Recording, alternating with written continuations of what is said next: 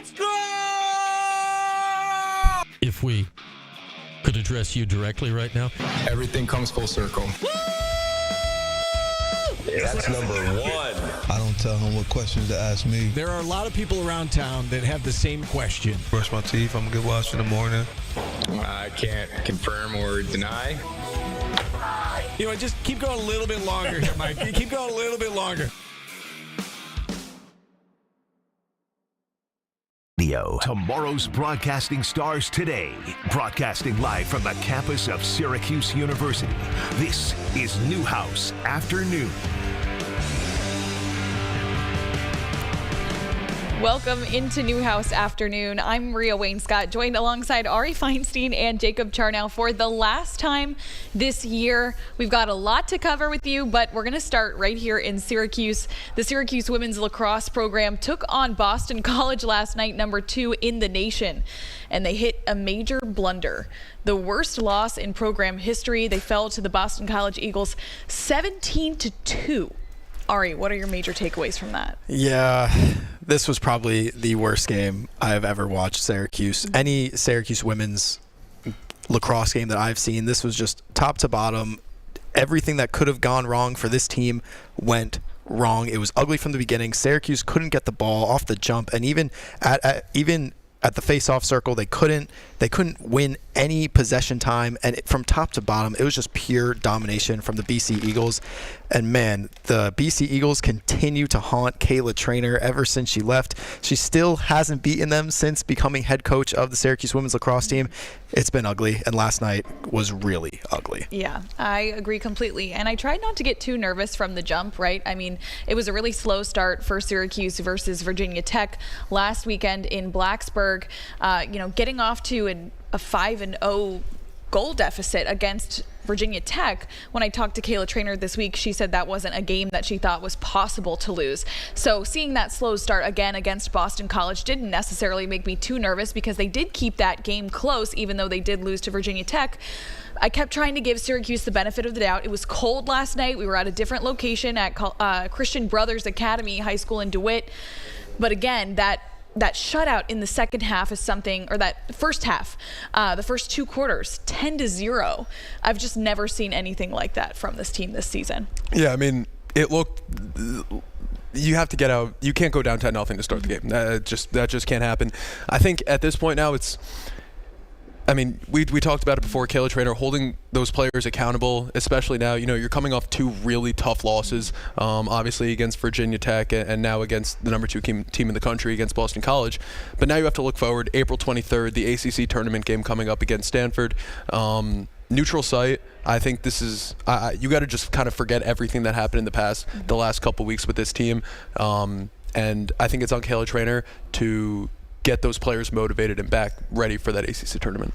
I also think one of the biggest things that we learned from the Syracuse women's lacrosse team all season long is that this past loss, it's not their identity. It's not who they are. It's not like they've had these big blowout losses to like top teams. Every single top team that they've faced, it's been close. You know, maybe they lost a tough one to UNC and Northwestern earlier in the season, but those games were close. We have never seen a blowout like we did last night. It was embarrassing. It was really, I had to turn it off. I mean, it just, everything, like I mentioned, everything that went wrong, everything that could have went wrong, but this team's identity isn't what we saw last night. So, like Jacob mentioned, it's up to Kayla Traynor now to motivate these women, get ready for the ACC tournament, and ultimately just flush what happened the last 2 games. Yeah. Forget about it. Maybe you could watch film on it, but don't. Just forget it ever happened. Right. You know, learn from it, grow from it, and be ready to play against Stanford on Wednesday because they're a team you can take down, and that's a team that could build confidence moving on to the next game. But one game at a time, beat Stanford on Wednesday. And what I find interesting is, like, you look at the box score from this game last night, and like there's really not that much differential when you look at like the big stats, the shots on goal. Like, it's not that crazy of a difference. I think that is encouraging in terms of going forward. You know, sometimes you just come out flat-footed. It happens. Like, these are still college athletes that are living their college lives on a week-to-week basis, coming out against the number 2 team in the country. Sometimes you fall flat-footed, and whatever it is, it's all about moving on and keeping that culture strong. I agree completely. And we have to remember that this is Boston College we're talking about. We have to respect the rivalry. It was highly touted as the best game of the season for Syracuse, the most worthy opponent at number 2 in the country. And there's so much history here between Kayla Traynor and Acacia Walker. You just have to respect the fact that Acacia Walker lives and breathes Boston College lacrosse. She is the head of the U.S. national team for women's lacrosse for a reason, and she did recruit Kayla Traynor for a reason as well, to be a part of that coaching staff. She told me also that she just respects the brilliant mind that Kayla Traynor is. So there was no shortage of respect out on the field yesterday on the sidelines with the coaching staffs. But I will say, when it comes to all of that emotional baggage, both coaches really put that on the back burner. It was all business on the field last night. Rachel Clark, number 1 for Boston College. She is one of the 25 nominees for the Tewarton Award watch list again this season. She was fantastic. 8 career goals yesterday. That's her career high. So the fact that, she was on fire, that just didn't help Syracuse in any way. We saw something really interesting yesterday as well. Daniela Guyette was pulled from goal for the first time this season. And when I talked to Kayla Traynor earlier in the week as well, she told me one of the things she loves about Dani Guyette is that she doesn't really have bad games. She's pretty consistent. But yesterday was the first time we saw Dani Guyette have a bad game. The one positive I will say about that, though, is that we were able to see Hamlin in goal. And just getting a few of those reps against a really, really worthy opponent is not a bad thing ahead of ACC tournament play. So, if there's anything positive to take away from that tough goalie situation, even though they're supposed to be that last line of defense, it's important that Hamlin got some reps in there. Yeah, absolutely. And like you mentioned, she is the last line of defense. So I think a lot of her struggles really have to do with the defense that were in front of her. Obviously, they didn't get the job done, but I do want to compliment BC's defense with their job against Emma Ward, who was also named a Tewarton nominee this past week. Emma needed 1 assist to tie the Syracuse all-time assist record for women's lacrosse. And Emma Ward was held to 0 points. 0 points. I mean, is that the first time we've ever seen Emma Ward go pointless in a women's Syracuse game? Yeah. So, I mean, it was pure domination, top to bottom. You got to tip your cap to BC, move on to Stanford, and get ready to go for the ACC tournament. And at the same time, this BC team is probably one that they're going to face again. And there's a real chance that they could see them in this ACC tournament. And I mean, you get your chance at the look back, and I mean, what a story it would be for Kayla Traynor to finally get that win over BC in the ACC tournament. And I think that's what you look forward to now, but you got to focus on Stanford first. And one more thing I want to add about that is that I hope every single one of these women remember the feeling, what it was like to get absolutely blown out by this team. If they face BC again, I hope that they go in there, they have a chip on their shoulder, and they're going to say, hey, we are not going to let this team get the best of us this week. We'll be ready to go against them. We'll keep it close. Will they beat them? Who knows? But if they stay competitive, stay strong, and stick to their game, then they have a chance against anybody. And we saw that this past season. I'll go out on a limb and say these previous 2 losses, especially BC, are probably the best thing to happen to this women's team heading into the ACC tournament. And yes, it affects seeding, it affects whatever, but in terms of motivation, and like we talked about it with March Madness, every single tournament, it's all about momentum heading into it. While this team is not necessarily, while they don't have the most momentum heading into the tournament, 1 win and they're back on their feet and heading into Boston College pretty angry. Yeah, I couldn't agree more. And like you mentioned, Jacob, we did mention this with March Madness. There's nothing like, when March hits, the slate is clean. And it's very much the same once April is over for women's lacrosse teams, right? The slate is cleared. It's a bigger tournament. It favors teams who have had a rough go. And for Syracuse, losing 3 of their last 4 matchups, they're ready to go. I can tell they're fired up. And I know that they'll be ready under head coach Kayla Traynor. She'll be fantastic. And we have to remember, too, that this rivalry is long. This is a series that's going to continue far and beyond when we have graduate students like Emma Ward grow out of this program. This is something that they're always going to remember. And I remember talking to head coach Walker yesterday of Boston College, just referencing, the rivalry, the historic, trajectory that Boston College has gone on, just been so dominant under Kayla Traynor's been the head coach at Syracuse. I mean, now yesterday's win extended that streak to 8 wins for Boston College over Syracuse. Kayla Traynor's not going to forget this sour taste in her mouth, and definitely when they face off against them in as early as the 2nd round of the ACC tournament, Kayla Traynor and the Orange are going to be ready. Right. Let's not pretend like Kayla Traynor hasn't had this team ready all season. Like this is not a pattern that we've seen throughout the season where any of us are really too concerned about this team heading into the tournament. Yeah, absolutely. they'll be ready to go on Wednesday. Yeah. I believe it. They've got to shake it off. Got to shake it off, turn the page. One other team that has had to turn the page lately is our men's lacrosse team. They've suffered a really tough loss on Long Island to Cornell, but they're bouncing back, facing off against Duke at home in Durham. What are your thoughts about that one, Ari? Yeah, that one should be a fun one. Duke and Syracuse, they always have these back and forth matchups. Syracuse got the best of them during the regular season last year, winning 10-4. But then when we hit tournament time, the ACC tournament time, Duke got the best of Syracuse. So the two teams, they always go back and forth. It's usually anyone's game. I'm really looking forward to that one. Syracuse currently leads the ACC in total goals with 176 scored this season, ahead of Saturday's opponent Duke with 161. So this game should be filled with a bunch of offensive firepower, and I'm really looking forward to this one, Maria. I think it'll be fantastic. I'm looking to Joey Spallina to lead the Orange from X, honestly. I think they've just hit a bump in the road. This is not new for this team. They faced obviously some early struggles this season, had a really big, peak against beating the two-time reigning national champs Notre Dame. They just hit a very worthy bump in the road. I mean, Cornell being ranked number 1.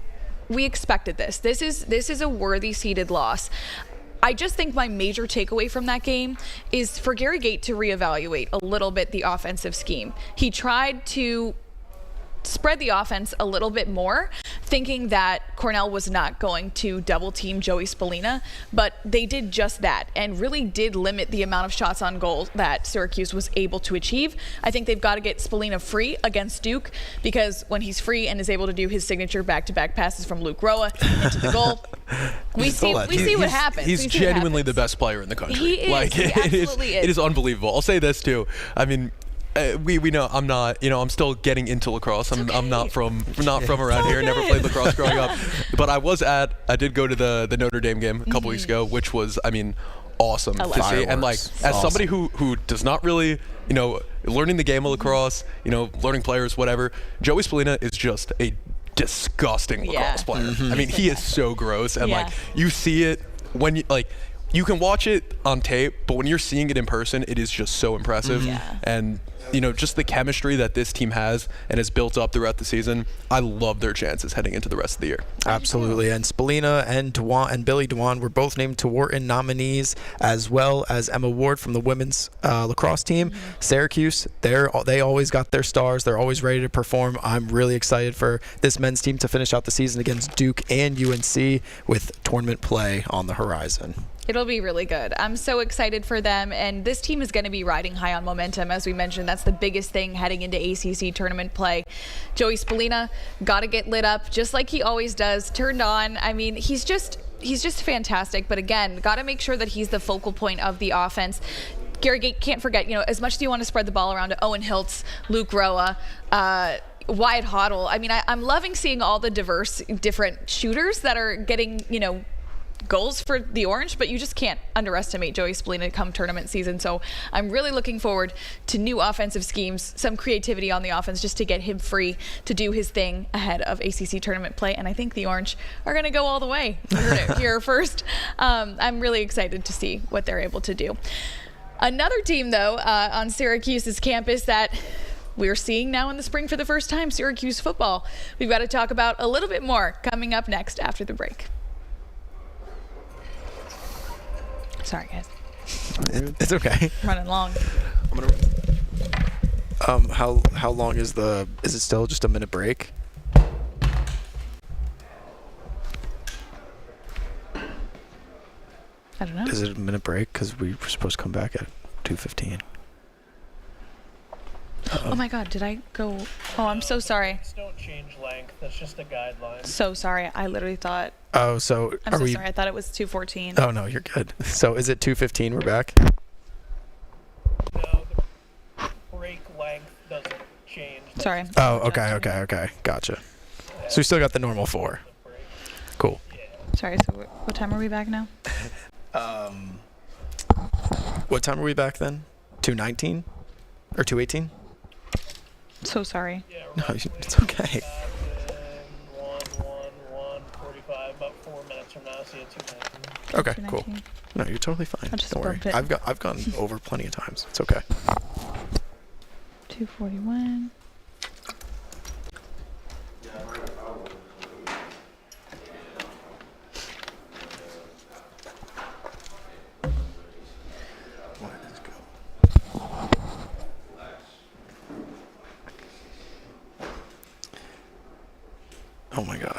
What are they saying in the chat? Because my family is going nuts in the chat right now.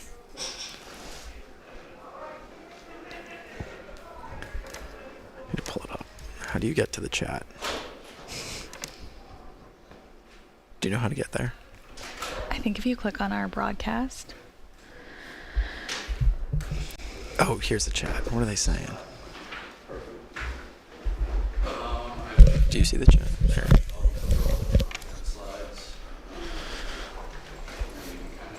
How do you chat here? Chat. Do you see the chat anywhere? I think we should see it. I just see myself. There should be a chat room. Do you see the chat room, Jacob? Like on here? Yeah. Do you know how to find that? Yeah, if you just pulled it up, though, they're going to... It won't show messages from... Oh, from before? From before. It's okay.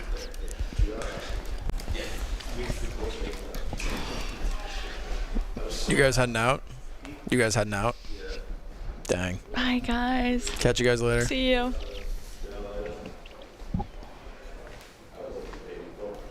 Whoa.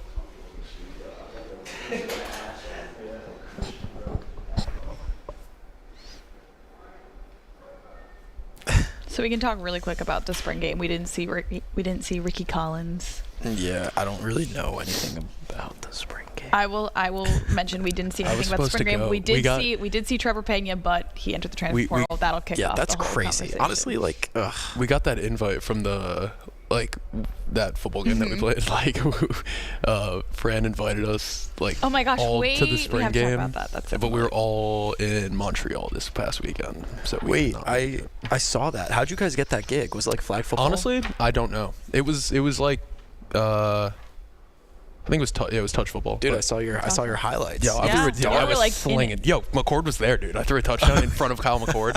Can we talk about that? Dude, if I knew that, I would have put like a Jets shirt on underneath. I would have could have ran a crazy celebration on him. He's a giant. McCord's a giant, man. Yeah. I mean, Fran dapped me up. He was like, keep doing what you're doing. I was like, yeah, bet. Yo, where's my walkout offer, dude? That's awesome. Keep doing what I'm doing. Period. As if I'm just slinging touchdowns on a weekly basis. It was like we just beat them. Like it was. That's so funny.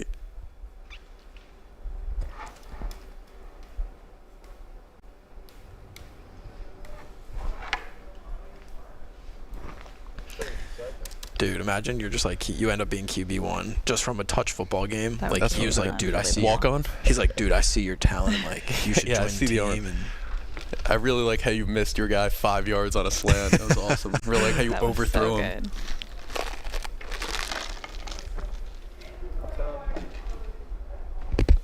Good. Okay, 97.7 and 100.1. Watch live on QSportsTalk.com.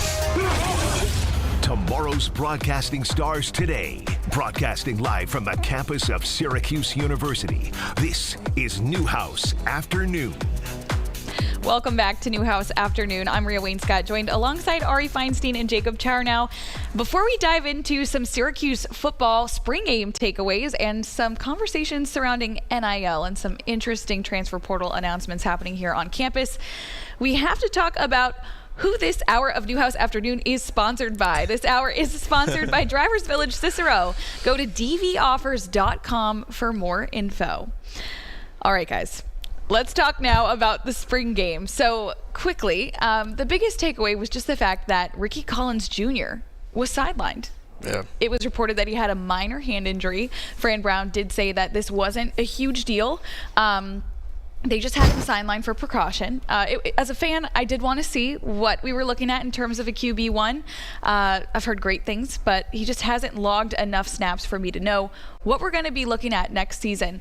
We did see a lot from Jakari Williams, and Michael Johnson Jr.'s blue team was able to pull away on a 16-14 victory. So overall, some positive takeaways. Someone who was a star in the spring game and was a star all throughout last season was Trevor Pena. And unfortunately, on Tuesday morning, CBS Sports reported that Trevor Pena entered the transfer portal. Yeah. My first takeaway from seeing this was, honestly, why? Like, I think that was the biggest takeaway I think every Syracuse fan had. I mean, could it have been the quarterback situation? I can tell you exactly why. This was not a quarterback situation. This was not a Syracuse football situation. This is not football related. This is money related. And that's the world of college football now. Like, you look at it, I mean, Trevor Pena would have been wide receiver 1 for Ricky Collins. He was going to be named a captain. Listen, when it comes to money, Trevor Pena, he took a Penn State visit. Like, he's about to make a life-changing amount of money. Like, it's hard to blame him for that. Selfishly for Pena, this makes a lot of sense. This is just the new college football landscape with NIL developments. There's no regulation to this when it's boosters and alumni paying all your players. You know, we saw it with Nico Iamaleava. Like, he's leaving Tennessee to go to UCLA, which is objectively a worse football program. I like UCLA. Way worse. It is objective. It's not an SEC school, right? Nico had, I mean, not that great of a year. You know, he's a freshman, like whatever it was. Now he's going to UCLA, and like, if I'm Tennessee too, I'm like, get out of here. Get out of here. Absolutely. He didn't play well last year. He didn't.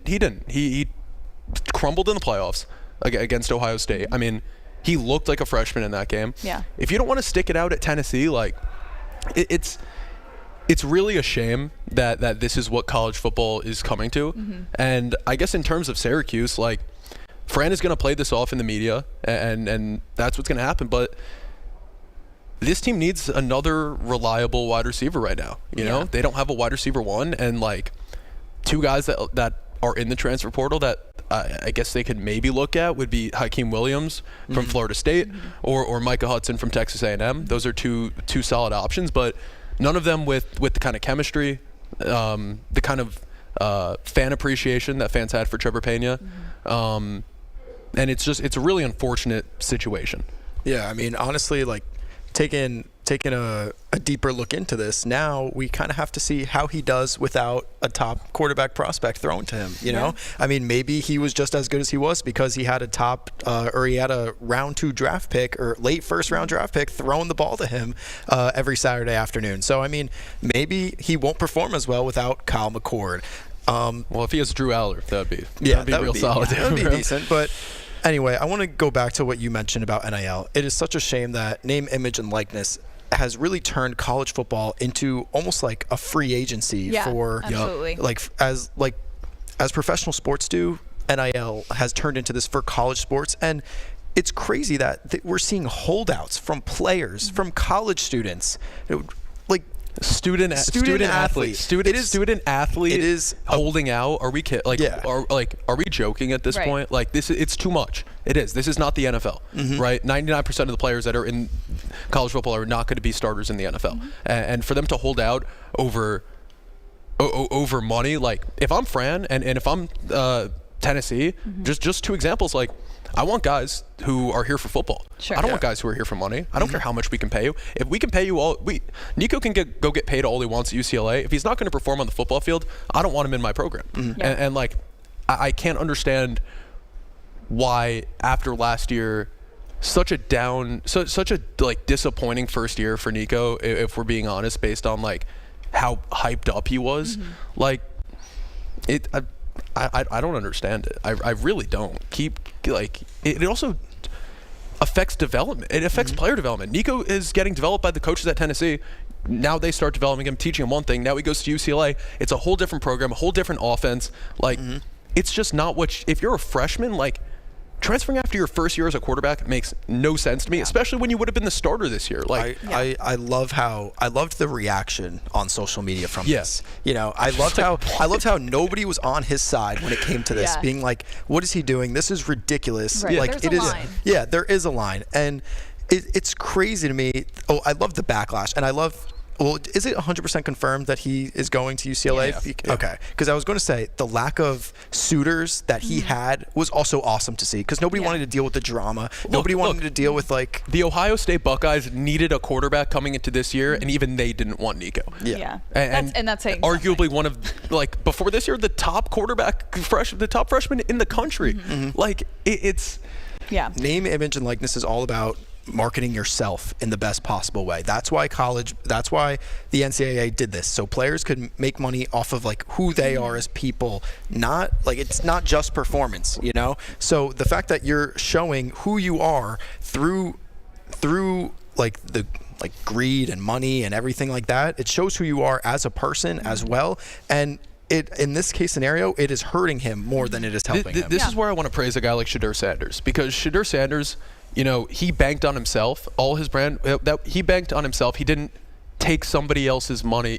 He helped him and obviously his dad, but are helping rebuild a Colorado football program that, was the worst in the country a few years ago. And, it's not about money. And sure, in the process of making Colorado a huge media team, they made a lot of money doing it. And, that's how you use NIL.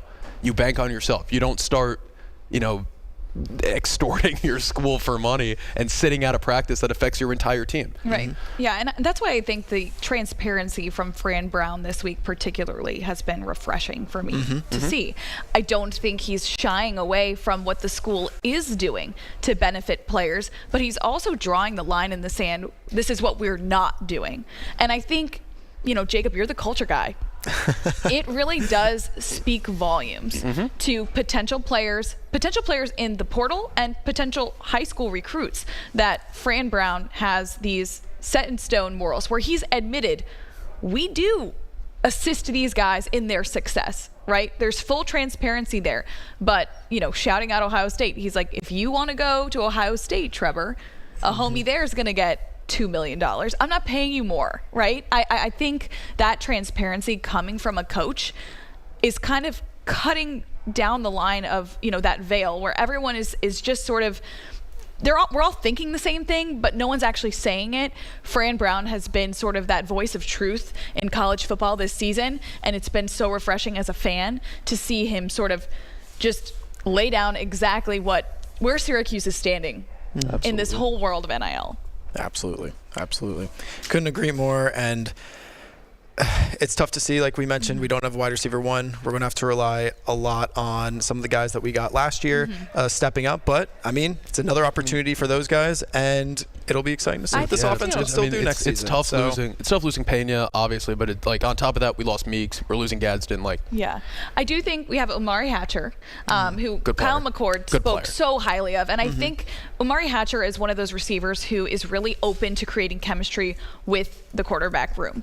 When I watched spring practice last season, there's so much energy put towards the receiver core just bonding with the quarterback room. And I think Omari Hatcher, just in his seniority, his ability, those two things combined, I think he'll be a great wide receiver one. And Justice Ross Simmons. Absolutely. He played pretty well in some of the time that he got on the field. He also played well in the spring game as well. So just connecting with Jakari Williams, showing what he can do with a very, novice quarterback. He was making Jakari look fantastic. So I'm definitely excited about what's to come for Syracuse football this season, and just hoping that NIL doesn't muddy the waters too much more. Fran's talked a lot about, adapting, and now's your chance to adapt and show what you can do. This is why we hired him. It's not it's not here's every top prospect in the country like you have at these SEC schools. It's we're going to give you the best players from the tri-state area, and we're going to give you some guys from all over the country, and you're going to have to turn it into something, and you're going to have to bring these guys in. And I think Fran has done a fantastic job of that so far. And I have no reason to be wary of him at all for this upcoming season. Yeah, I think so as well. And I think what he said in this week, and I think what he will continue to say as there's movement in the transfer portal from this program and to this program, is just saying, more than just a fit athletically, this place has to be a fit culturally for you as a player. So speaking of good fit, I think we now have to segue to talking a little bit about the NFL draft. Stay tuned. We'll be with you right after the break. Ooh, good transition. That was money. Thanks, homie. All right. How do you guys want to format this draft talk? I'd love to hear your mock draft, and then maybe we can see what we think about your picks. Okay. But I'd also love to hear your logic behind who you're placing. Yeah. I like that. And Ari, whatever you're feeling in terms of your particular team as well, Yeah, of course. Would love to see, too, where you guys think Kyle will go as well. This may be an important time to mention to the fans, Jacob, that you threw a TD in front of the all-time TD guy.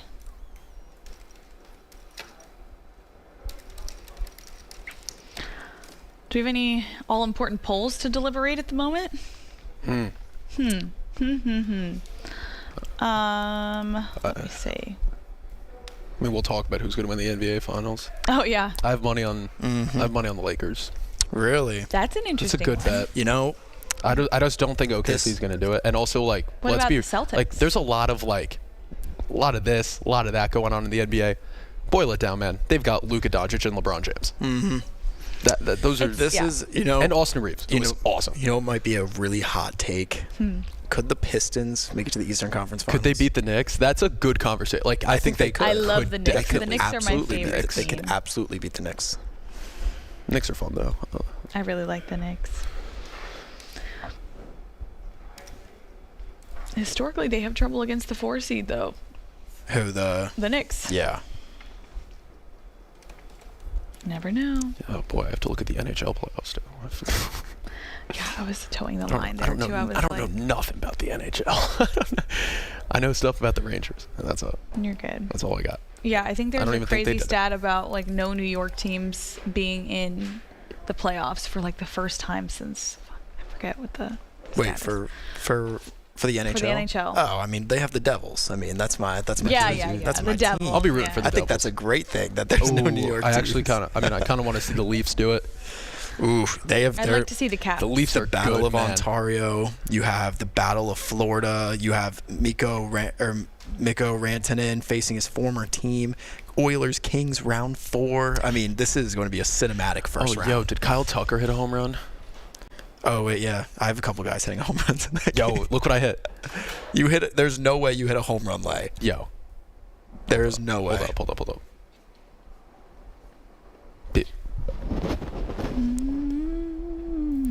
Are we serious? Oh my god. Sick. Wait, I gotta see if Cal Raleigh, Aaron Judge, Freddie Freeman, just 3 good baseball players. what time. Dude, Big Dumper hit 2 that game. And he hit his first. Did he hit his first one in the 9th inning? Was that the game against the Reds? No. Hold on. Let's check FanDuel. Oh, it's just the bottom of the first. Apparently, this game, like, they're supposed to be like balls flying everywhere. This is what I'm seeing. 10.5 line, and Yeah, all like- the home run odds were, I mean, clipped. Yeah, They were. Corbin Carroll was like plus 180 to hit a home Yeah, run they were today. cut in half. How can you even? Oh my God, Rodon bump day. Take everybody on the Rays. Rodon bump day. Take Oh, yeah. everybody on the Rays. David Peterson bump day. Yo, Ben Rice. How about Ben Rice? Yeah. Uncle Ben.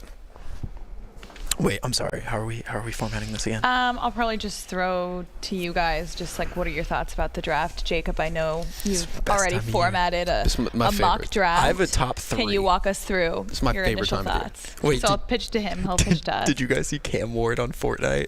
No. Did you see that? Yeah, who's video? Who's the best running back in the so NFL? he- Tony Pollard. Tony Pollard. Yeah.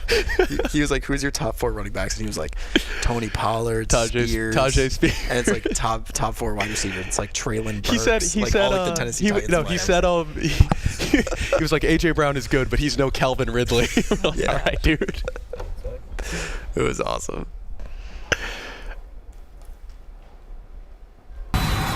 Watch your favorite ESPN Syracuse sports talk shows on QSportsTalk.com. Tomorrow's broadcasting stars today. Broadcasting live from the campus of Syracuse University. This is Newhouse Afternoon. Welcome back to Newhouse Afternoon. Before the break, we talked all things Syracuse from men's and women's lacrosse, all the way through Syracuse spring ball, and now it's time to move to the national stage. Everyone's thinking about it. Everyone's talking about it. It's the 2025 NFL Draft in none other than the wonderful Green Bay. I'm excited. I'm going on Thursday, so I will keep Q Sports Talk informed. But right here, I know that one of our very own has done a tremendous job researching for a little mock draft. Jacob, Yeah. I'm going to pitch it to you. What are you thinking for the draft? Yeah, so I mean, I would say the top I mean, Cam Ward is going to be the number 1 overall pick. Yep. We were talking about it during the break. Cam Ward on Fortnite talking about, Calvin Ridley's the best wide receiver in the NFL. Right. Already buttering up his new top team. 4 running backs, Tony Pollard, Tajay Spears. Cam Ward's going to be the number 1 pick. And if he's not, then, I would not draft Cam Ward. Yeah. And then it gets, honestly, this is probably the first year in a while, at least that I can think of, where it gets really dicey after number 1. Mm-hmm. The Browns could absolutely go with a guy like Abdul Carter, but I think that when you evaluate the entire situation and what the Browns look for, and the Browns have been a team that values defense, and they just signed Myles Garrett to all the money, so you got to help out that secondary, get someone aside Denzel Ward, and I think that guy is Travis Hunter. I think that he is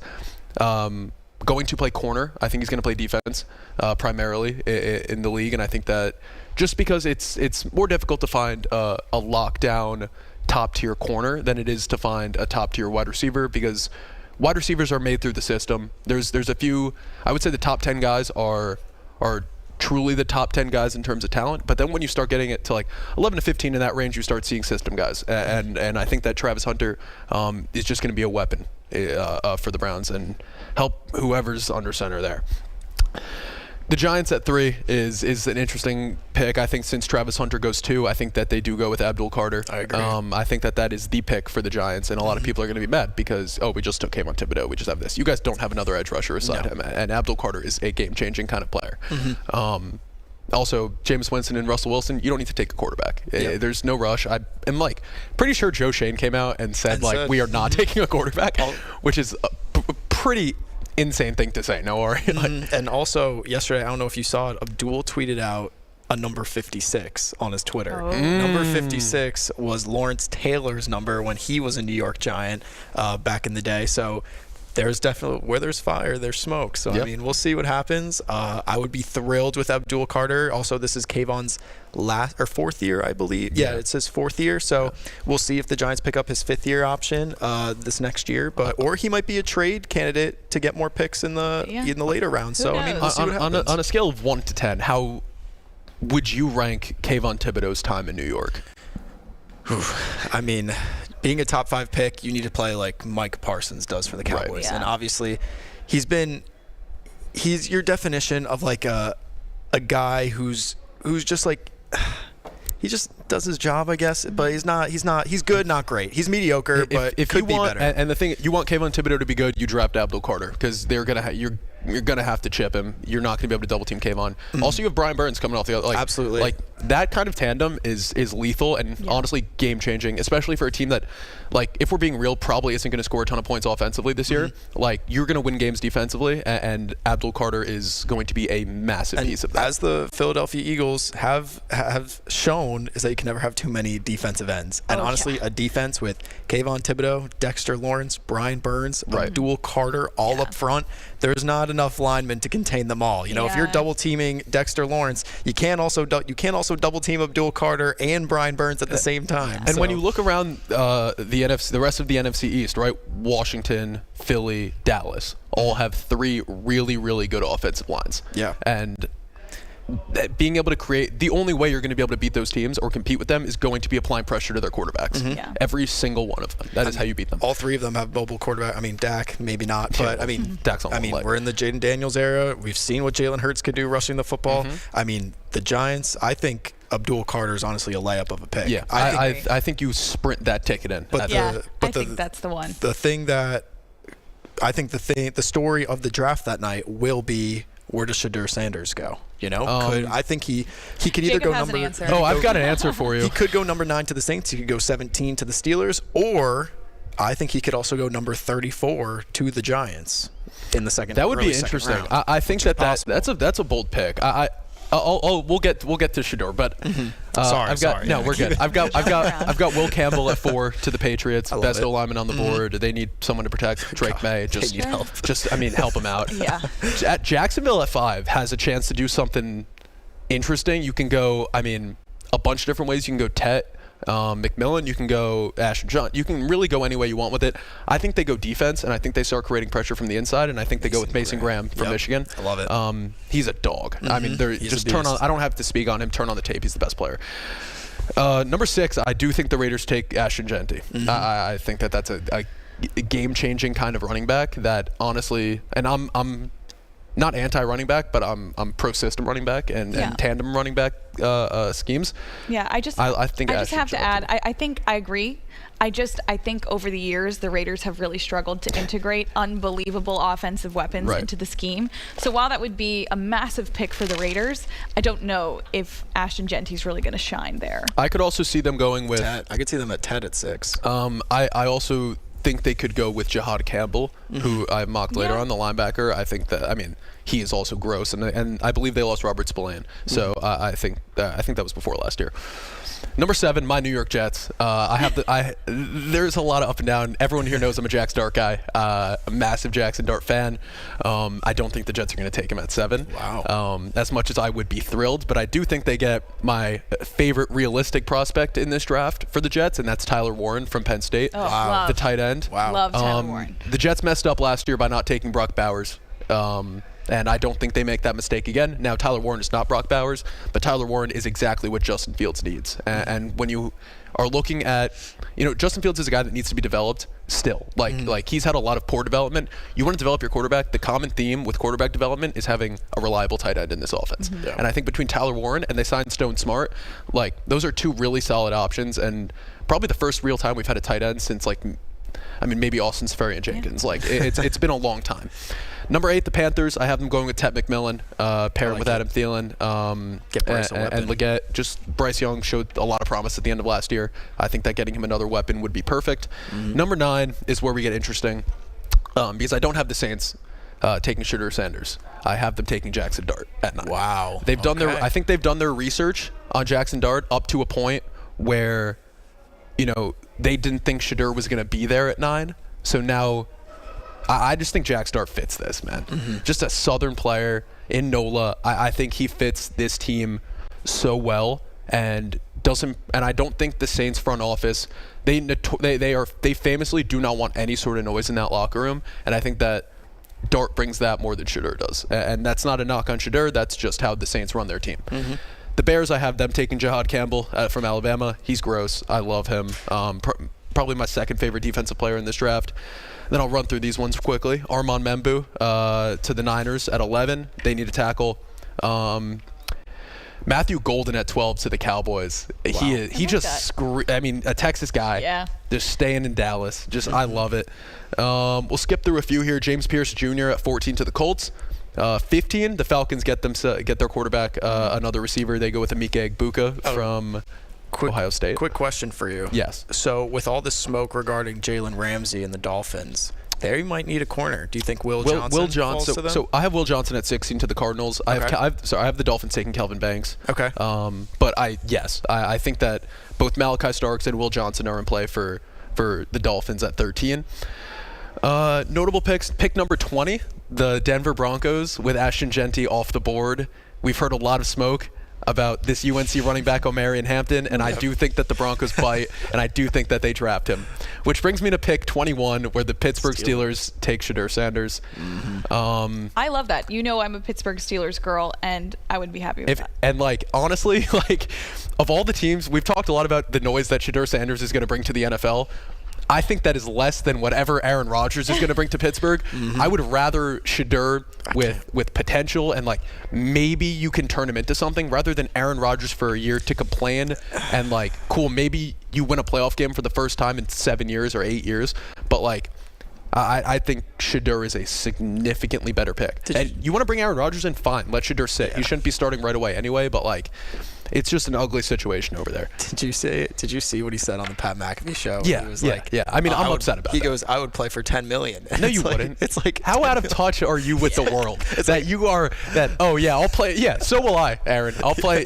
Mike, Coach Mike Tomlin, sign me for, I'll do it for. I would take a Cam Chancellor hit with no pads on for $1 million. Yes, correct.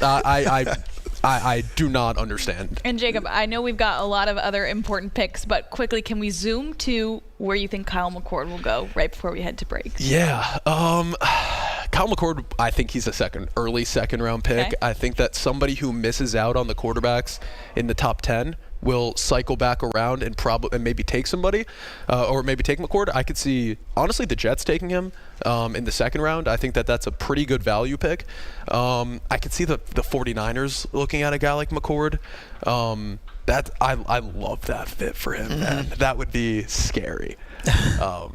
Honestly, like, hot take, like, Jacksonville could absolutely look at Kyle McCord. Yeah. Like, there's a lot of teams that need a quarterback, that need a developmental quarterback. Yeah. And every coaching staff wants their hand with one, and I think Kyle McCord is probably the best, like, I was trying to find a way to phrase this to my friends. Like, he's probably the best second-round quarterback I've ever seen. He's like, fantastic. He is awesome. Yeah. And he has all the intangibles. He was on Gruden. Yes. Yeah, we were just talking about that. Like, that's awesome. Yeah. Well, we talked about him all season long. I believe he was a pro playing in college all along. And for more pros that we're going to move on to talk about in our final segment, two pro leagues are about to begin their playoff journeys. Right after the break, we'll dig into that. Hey, this is former. Good breakdown. Just hammered through those. Oh my god. I know. I forgot like, that I did so 22 of them, and like, I was just gonna do the top 10, and then I was like, all right, Emeka Egbuka is a big pick. Yeah, that's at a big 15. pick. That's a big pick. Yeah. I think the Packers finally get their receiver in Luther Burden, even though I don't really like him that much. But yeah. like, and there's also so like, I mean, we'll much. talk about it in the next segment with like Gadsden, but if Warren and Loveland both go in the first round, I could see Gadsden easily being a second-round pick. Yeah, I even think LeQuint sneaks in there. I do too, as well. especially if Hampton goes in the top 20. Like, Yeah. I think teams are really starting to not overvalue, but really value like skill position players. Yeah. Over the trenches. I'm excited for these NBA and NHL conversations, especially the NHL. Oh, there's nothing better than playoff hockey. I think that is the best. I do watch sport. playoff hockey. I love That's playoff the I watch best playoff playoff hockey. sport. No, you're putting that over. Okay, what? I like over the NFL. March Madness counts as the playoffs. Hear me out. I don't think the NFL playoffs is great, but like, I think it's so different when you can see and hear the crowd. There's something about There's just something about a one game. Whatever. Like, yes. Like, honestly, I might take the MLB wildcard weekend over like a lot of sporting events. When the stakes are the highest, like, I get more excited for the MLB wildcard round than I do for the NBA finals. Like, yeah. Like, well, I mean, the NBA is just like, the NBA is falling is off. unwatchable. Yeah, but I mean, like the electricity in the arena during an NHL playoff game. Oh, I mean, it's unreal. I would love to go. Oh, yo, Cam Scatterbo, where's he going? Yeah, Cam Scatterbo. He's so good. I love him. There's that cute TikTok of that little girl watching like football, and she's like, "Is that Cam Scatterbo? Is that Cam Scatterbo?" Like, she's watching other teams other than ASU, and she's like, "Is it Cam Scatterbo?" Like, there's, I mean, these running backs are actually like insane. Dude, Scatterbo, like, Dylan Sampson is gross. Henderson is gross. Judkins is gross. Yeah. Devin Neal is good. Yeah, it's a good point. I kind of was underestimating the rest of the running back class. Marcus, I think, keep this name, Marcus Yarns from Delaware. Keep that name in your mind. Ollie Gordon too, like Quinn. Let's also save some time for us to also say like our goodbyes. Yes. Yeah, we're out Like, at 55, we actually- yeah, right? we're out at 55, so so we're already We're a little behind. behind, but We could it's like okay. go through a little. Yeah, we'll go quick. We'll give our quick Let's just rapid fire. Let's just do like. Rapid fire take. Yeah, we could just do like pick a winner. Pick a winner. Yeah, predictions and series you're most looking forward to. Okay. Love it. I don't gotta break down Pistons next here. Cool. When does it? It starts tomorrow, right?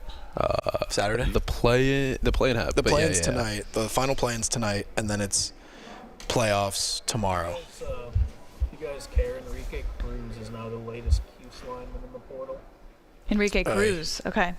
I can add that. Did he play a big part on the team last year? Enrique Cruz. Lineman. Did he play a big part last season? Like, was he a starting guy? Replaced Washington and Big Spoon kind of took the time. Yeah. Okay, so he just announced that like very recently? 2 to 3 minutes ago. Okay. Zenit's the CBS Sports guy. All right, I will just add that quickly before we do our rapid fire ending. You said CBS Sports, right? Okay. Ooh. Oh yeah, we're actually not gonna have that much time. Yeah, we're gonna be really quick. Who you think's gonna win? You guys are happy, or I'm more than happy to let you guys talk about why. I'm just gonna say. Okay. 10 seconds. We got it. Finish strong. ESPN 97.7 and 100.1. Watch live on QSportsTalk.com. Tomorrow's broadcasting stars today. Broadcasting live from the campus of Syracuse University. This is Newhouse Afternoon.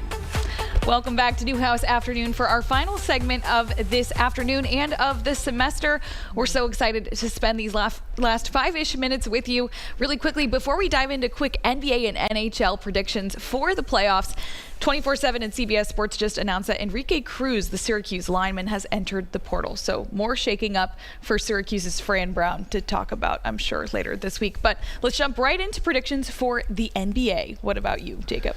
Yeah, I guess the series that I'm most looking forward to, I would say Nuggets Clippers is going to be a fun one. I grew up a Clippers fan. I don't have a team in the NBA like that, but I like the Clippers.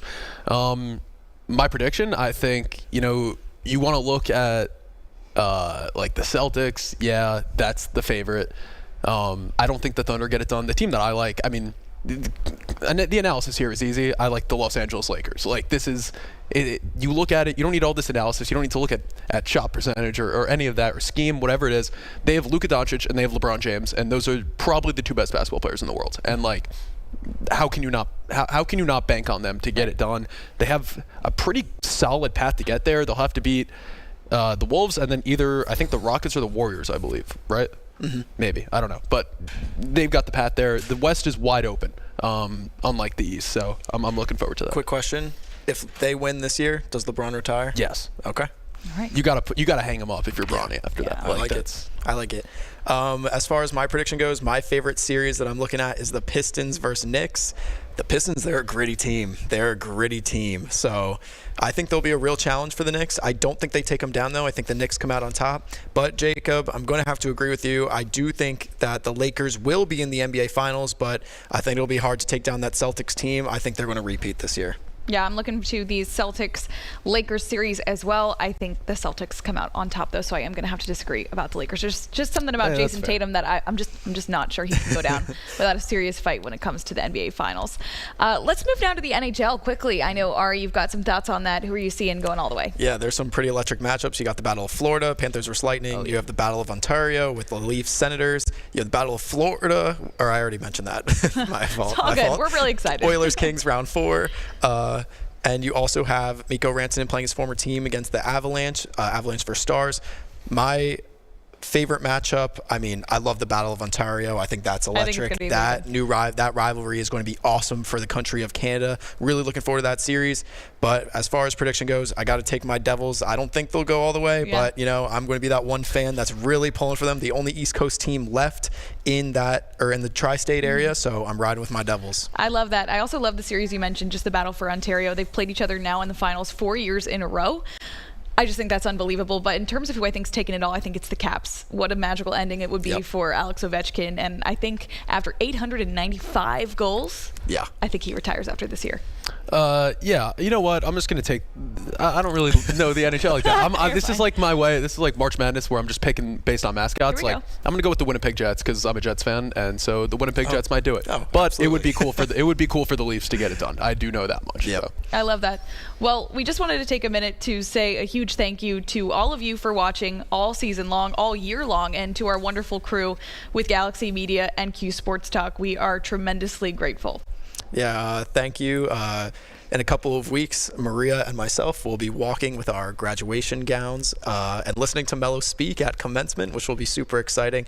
It's truly been a phenomenal ride here at Newhouse and doing the show with both of you all year long. It's truly been a pleasure. I love doing this every other Friday. And Jacob, I'll be listening next year. It won't be with the two of us. Yeah, they don't get rid of me. You're not getting rid of me quite Yeah, I mean, I'll be back, hopefully. But yeah, no, thank you guys so much for making this so great. I'm excited to see what you guys do after you graduate.